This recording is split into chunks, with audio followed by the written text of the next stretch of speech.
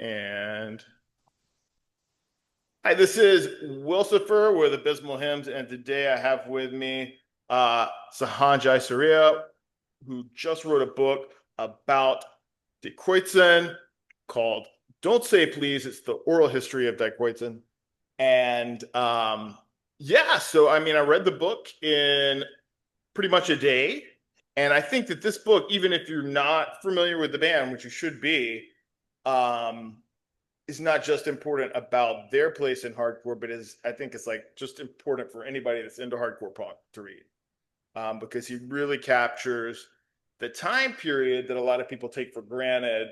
Um, Between the late '70s, early '80s, when all of that, was struggling from like a community basis. Like, it was like different towns had different scenes, and he really captures that well. Um, so what was striking to you in your research about what the Milwaukee scene was like? Well, first of all, thanks for having me here. I appreciate you inviting me to come on. Yeah, every scene is different, and I think with the Milwaukee scene, I wasn't necessarily struck by how eclectic it was, but it was really interesting to see just like the broad range of music that was happening at that time. And like just a little bit before De Kreuzen was a band, we had like a really great power pop band called the Shivers. Um, who were fantastic. And there was other things that were happening in the more kind of like power pop new wave vein. Um, in terms of hardcore, there wasn't a lot. There was De Kreuzen, and I guess there was the Crusties and Sacred Order, and a handful of artists like that. But really, when it comes to hardcore, it's largely just De Kreuzen. And I'm not trying to forget anyone because there's probably tons of bands who probably did a demo and that demo probably is nowhere to be found. And if I wasn't there obviously, so I can't really speak to that. But I think the eclecticism is really interesting to learn about, and also see that like these bands were just playing together. You couldn't be picky. Now you go to a show and it's like five hardcore bands. Like that just wasn't like that back then. Right. So I liked also how you kind of led into it, and you talk about how you discovered the band when Mm-hmm. you were working at a record store. And what when you heard them, what would be some things that like you would say drew them to you, which gave you a passion to write a book like this? Yeah, I mean, I'm a lifelong music fan. Literally from the time I was like a young child, I was like obsessing over ABBA and Queen when I was like 2 and 3 years old. So I've always just been really interested in music and music history and how things kind of fit in. And the first thing that struck me was the sound of Dan Kavinsky's voice, because I'm listening to the Cows and Beer record. It's in the intro of the book, but it was given to me by my boss at the time, Rich Menning, who owned a great record shop here in Milwaukee called Atomic Records. And he gave it to me, and the sort of nonchalant nature that he gave it to me with, I was like, oh, this is going to be like some cool, like local regional thing. And immediately, like, I heard the way he was singing, and I was like, man, this doesn't even like fit into the timeline, because not a lot of people were like singing so aggressively, like screaming the way that he was screaming. And I very quickly heard, the first album where the vocals are even, more intense. And then I saw the early public access footage and was like, this is so intense. And for me, it's just like, you know, at that time, say like 83, no one was really like full on screaming. Like Void was kind of doing it. Um, there's like obviously there's like foreign bands like Turvit Cadet and stuff like that, and they were doing it, but it doesn't really mean that they're influenced by them, because there's no way that they could have heard those, really obscure Eastern European hardcore records.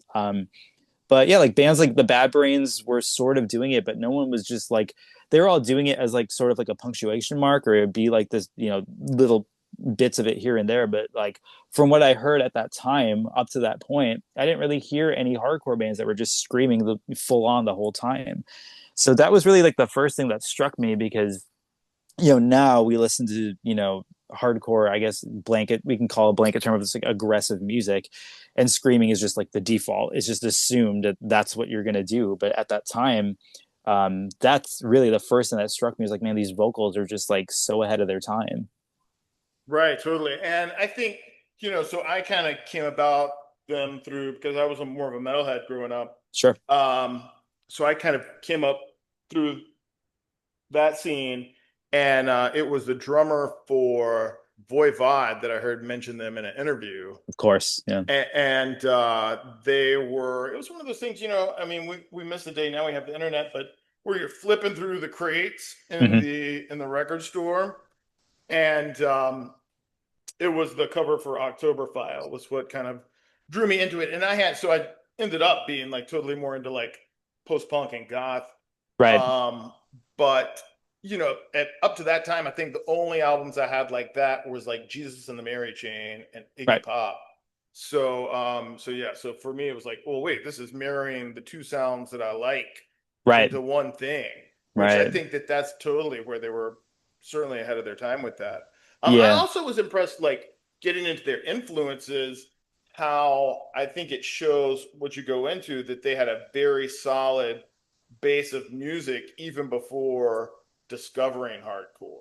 Yeah. Yeah. And I think Thurston Moore says in the book that, like, I'm paraphrasing him here, but I think he says something effective, just like, like they made that great hardcore record, but that was just like one stop on like the path that this band was going to take.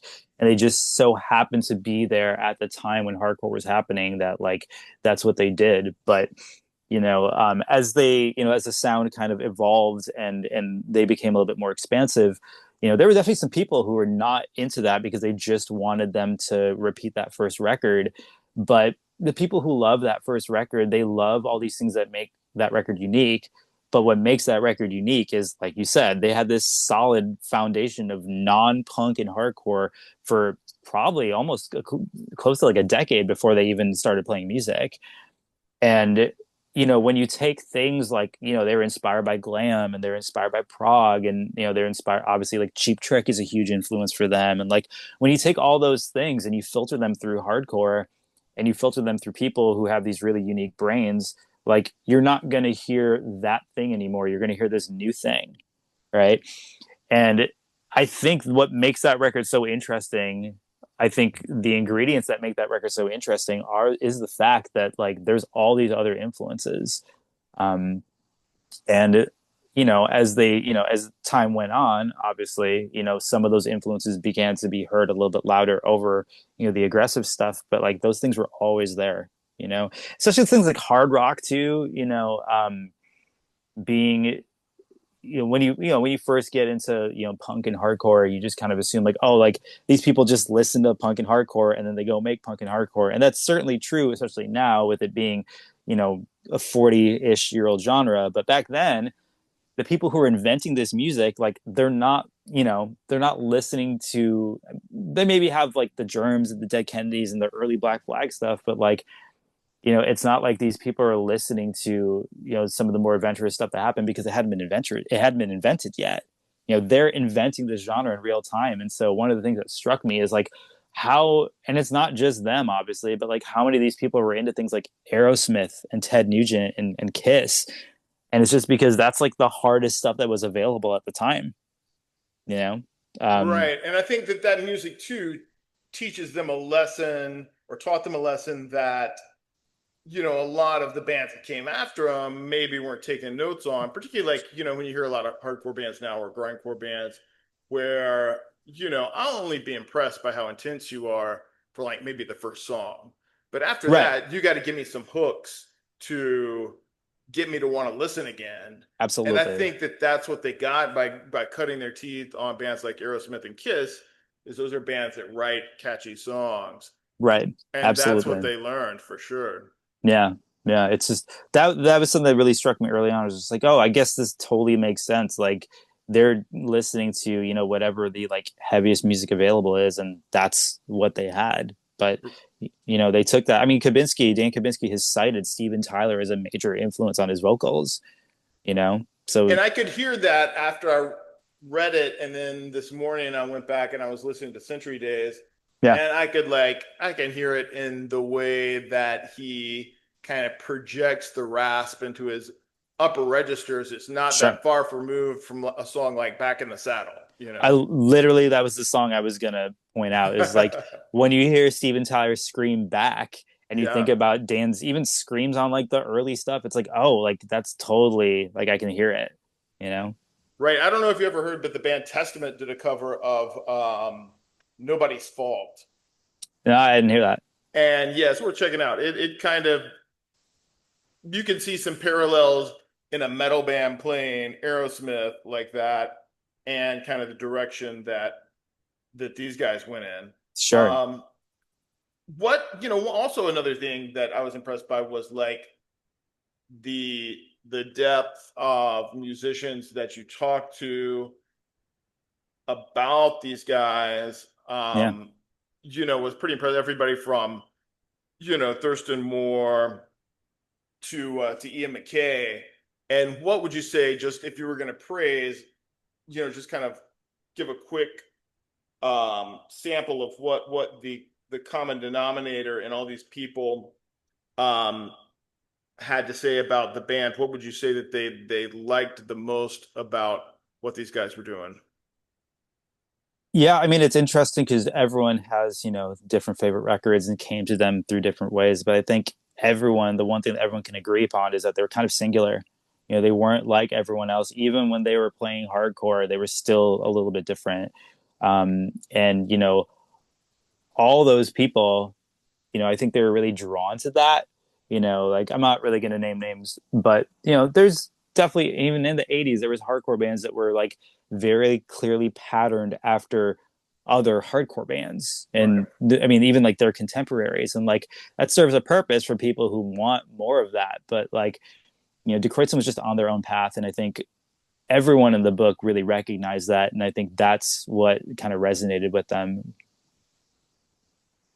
True, true. And I also like how they were open to expanding their sound. I mean, I always, when I first heard them, I always assume, and obviously the first album I heard was Octoberfile. Mm-hmm. So my first thought was, okay, these guys are influenced by Killing Joke.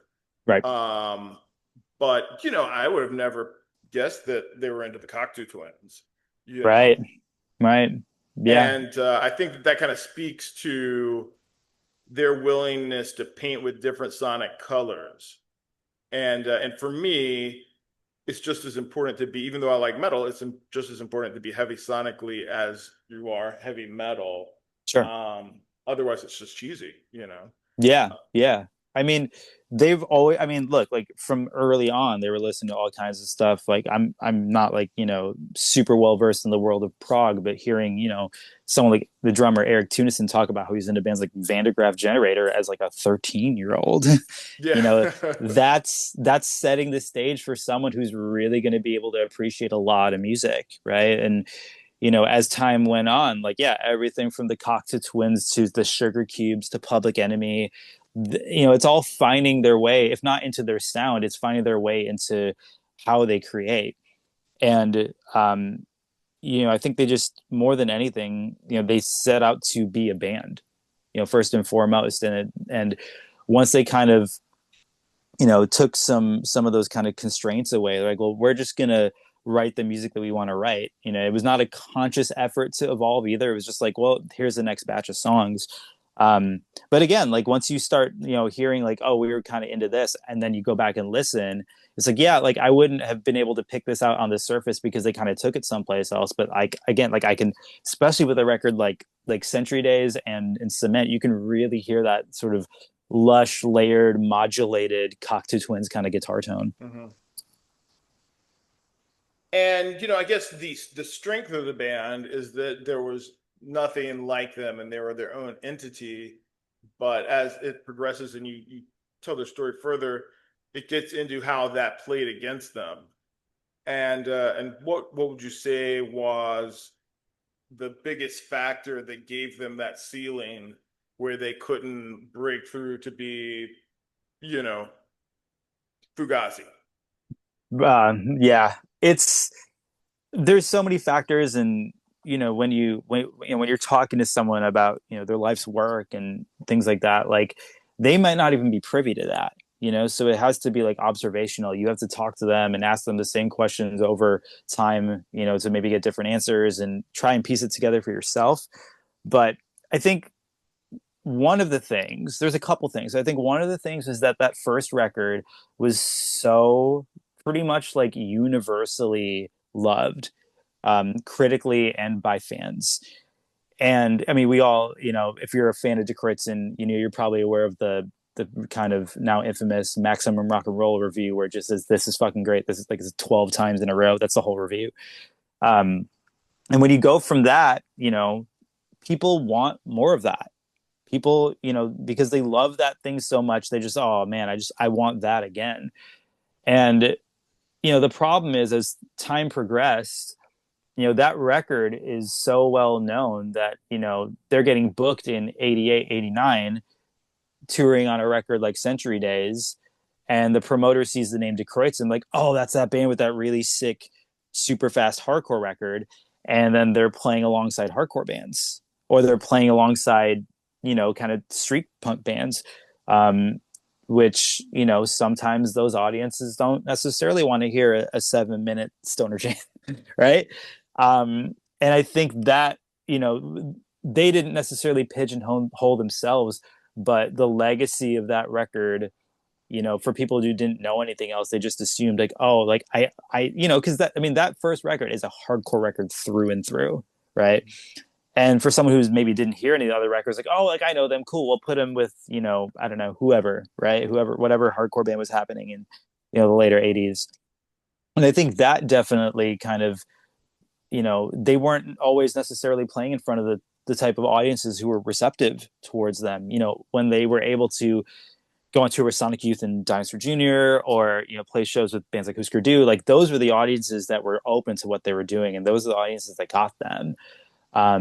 But they were just a little bit ahead of their time, I think. And whether it was like signing to a major label, or signing to a bigger label, or breaking through on a mainstream level, I think at that time, the bands who were breaking through, they were maybe considerably less challenging than De Kreuzen was. I think we're at a really great time now, and I think this book is coming out at a right time because I feel like listeners are eclectic now, and listeners have the ability to hear stuff instantaneously. And it's not so much of a there's not nearly as many obstacles or challenges to have your music find its listeners.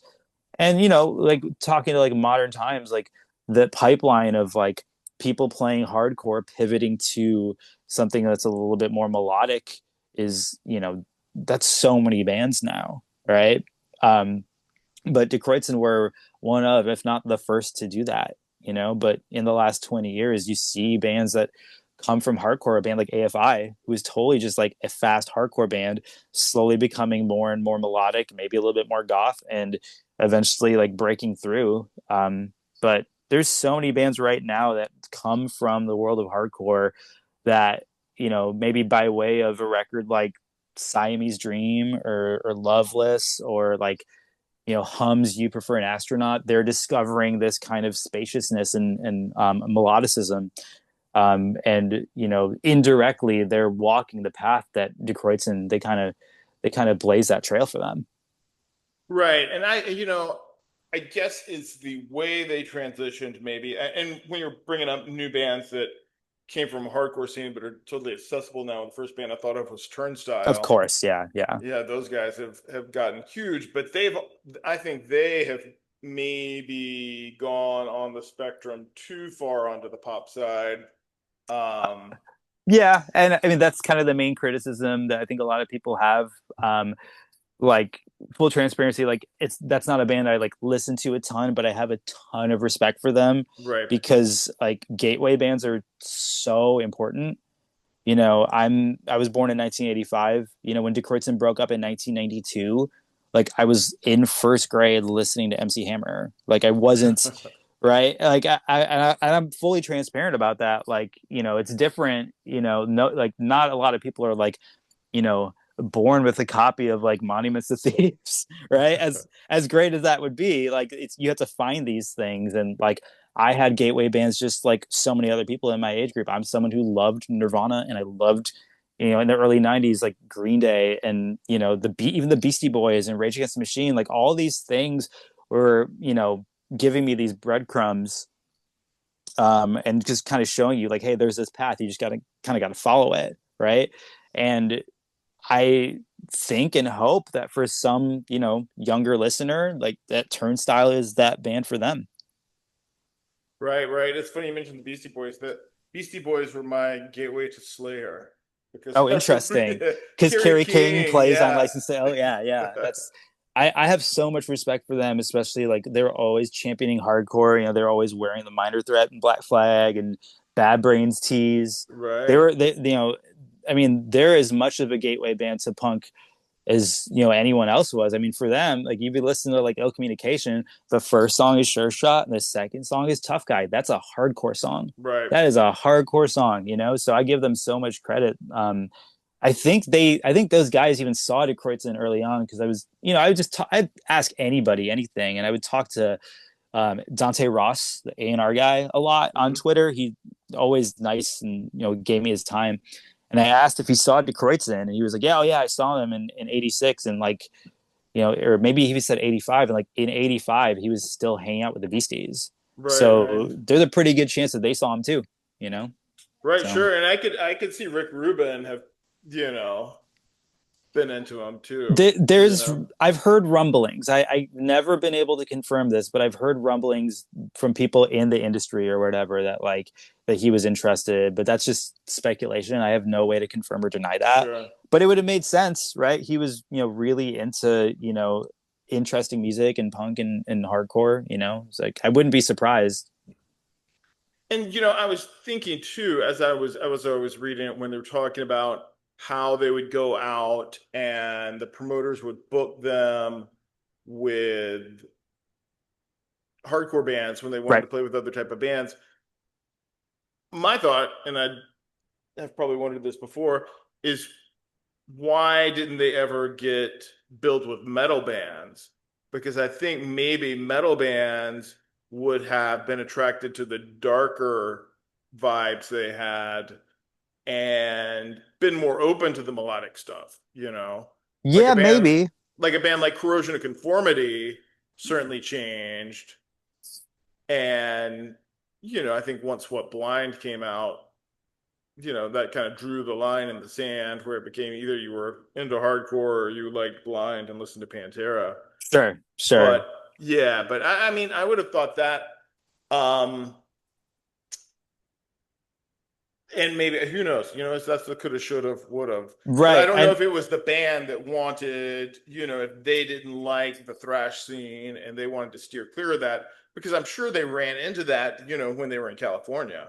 yeah, yeah. I mean, I know like at least for like the early Bay Area thrash stuff, like I know like Ride the Lightning was something that got a lot of play in the van. And I'm sure, I mean, Brian Agnes, the guitar player, he cut his teeth on Van Halen. He's a good guitar, he's a huge fan of like just great rock guitar playing. Right. Like I think he's like a metal church fan, stuff like that. So, Sure. right. So he, maybe he would have been like more into that, but I think, because they were walking the line, like they were heavy, but like even on a record like Century Days, like that second song sounds like REM, right? Right, right. So I don't know if like a thrash audience would have cared about that either. It's like they didn't really fit in anywhere. And at least if you're gonna go see a band like Sonic Youth, like it's not doing, at least early on, and especially in the 80s, leading up to a record like Daydream Nation or something like that, like they're not doing the listeners any favors. It's just like, well, you can listen to this or you come to this or don't. We don't really care, you know. And they challenge listeners, and I think in a different way. De Kreuzen challenged listeners, and like, yeah, maybe. And I know like, there's plenty of metal bands who took influence from them, but yeah, I don't really know why. Maybe it's a touch and go thing. Maybe they saw they're in touch and go, and they're like, oh, this is like a hardcore band. We got to book them with hardcore bands. I don't really know. Right, right. Yeah, because a band like Jesus Lizard too kind of straddled the line, Sure. I Yeah. always thought. But it's interesting to think about, how things could have turned out because, we always want, the happy ending and that type of thing. But I think that at least, you know, one thing that and I think kind of sets them on a higher shelf when it comes to integrity in music is that they never put out a black album, you Right. know. Right. So they kept their integrity in that manner. And I would, I always say, that's why to me, guys like David Bowie and Frank Zappa, or like have achieved sainthood is because you're not going to have to hear their Wendy's commercial. They Right, they just right. never went that route, and I don't see their family selling their songs in that direction. Yeah, and I mean, like, and both of those people definitely like challenge audiences in their own ways. I'm sure there's people who maybe look at like a record like Outside as, David Bowie's Wendy's commercial, maybe, but like I think what they do have in common with them is that they're like, well, like we're just gonna make the record we want to make, and Corey at Touch and Go, gave them the freedom to do that. And yeah, had they, signed to a major label, I don't know if they would have had that same level of freedom. Awesome, awesome. Well, I think the book's a great read. I'm going to put the link down below with Feral House Publishing. That way, you guys can get your hands on it. For sure, it's definitely worth the time and the investment because it's just a nice, rich history, and it's a good balance of the interview parts and the quotes mixed with a narrative that makes you feel like that you're there in the band with them. Huh. So it was an excellent read, and I appreciate it. Or do you have any other books on the back burner that you're thinking about, striking after this one? Yeah, I mean, this is actually my first book, and it took me, 10 years to write it. This entire time I've been working day jobs, and I moved plenty of times cross country, and there's all these obstacles that get in the way of this thing that, up until Feral House's involvement, this was completely independent. So all these interviews came from me just like shooting my shot with people and trying to get in their line of sight. And, I think the name De Kreuzen really helped because the people, every single person in this book, they just love this band. Right. Someone like Justin Trosper from Unwound who doesn't really do interviews. He, did this interview because he loves this band, and that wasn't lost on me. In terms of like other things, like I would, there's definitely things I have ideas for. Nothing's really, set in stone, but I am fascinated by that period between, like 92 and 2006 when major labels were just like signing anybody in Uh-huh. some ways, and you get some really really interesting adventurous records that maybe didn't sell very well, but like you get a record like Yank Crime by Drive Like Jehu, or a record like Pony Express record by Shudder to Think, or those two Jawbox records that came out, Atlantic Records. Like those are fantastic records that and to me, Savory should have been a top 20 hit in the 90s. Right. But it just wasn't. And I'm just fascinated by that period of like, yeah, we got X amount of money from this label, and we got to make this crazy record, and it didn't chart, it didn't sell, and I just kind of love hearing what happened because everyone has a story, obviously. So I'd maybe like to do something with that in the future because I've always, been really fascinated by all that. So yeah, we'll see. Only time will tell. Awesome. Well, we'll have to get you back on at some point and just Sure, talk punk rock. absolutely, That'll man. be It's fun because I'm a when it comes to music, I always like people's weird phases. Like I like Alice Cooper's new wave albums. I sure, like Disco Kiss. I like hair metal, Celtic Frost. yeah, Um, and I think that like that period you were talking about, record labels were just trying to, look under every rock for a Nirvana, right, and a right. lot of great music came out by mistake. Totally. But they're also signing people as like kind of bait for other bands. Like there's no way in hell that a major label thought that Royal Trucks was going to be huge. They Right, signed Royal Trucks because that band was super cool and had a lot of clout, and they thought, well, if we get them, maybe some of these other bands will take us more seriously, right?